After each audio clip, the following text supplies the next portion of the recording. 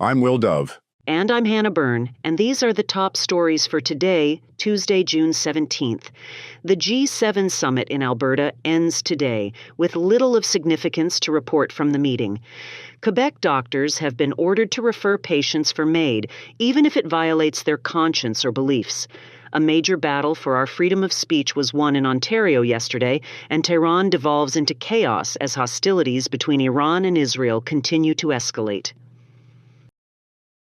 Amid escalating hostilities between Israel and Iran, leaders of the G7 nations meeting in Alberta this week issued a joint statement today urging a de-escalation of hostilities in the Middle East, including a ceasefire in Gaza, but stopped short of calling for a ceasefire specifically between Israel and Iran.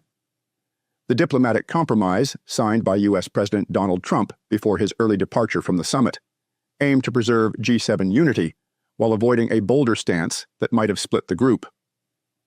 President Trump left the summit abruptly, with his press secretary Caroline Leavitt citing ongoing events in the Middle East as the reason, though Trump himself told reporters he was returning to Washington for big stuff, unrelated to a ceasefire. Reports indicated Trump instructed the White House National Security Council to meet upon his return, and U.S. Defense Secretary Pete Hegseth confirmed the deployment of additional U.S. military capabilities to the region for defensive purposes, but not to join Israeli offensive operations. Trump's public statements on Truth Social and to the press emphasized his policy that Iran cannot have a nuclear weapon, which he reiterated multiple times.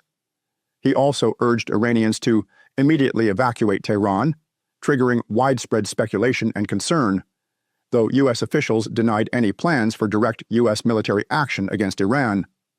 Meanwhile, the G7 statement condemned Iran as the principal source of regional instability and terror. While the statement supported Israel's right to defend itself, it refrained from calling for a ceasefire and instead called for broader de-escalation and a resolution to the crisis. Trump's early departure also meant he missed scheduled meetings with Ukrainian President Volodymyr Zelensky and Mexican President Claudia Sheinbaum on the final day of the summit. The G7 leaders' cautious call for de-escalation reflected the complexities of the crisis and the need for unity among Western powers, even as the conflict appeared to deepen with no clear end in sight.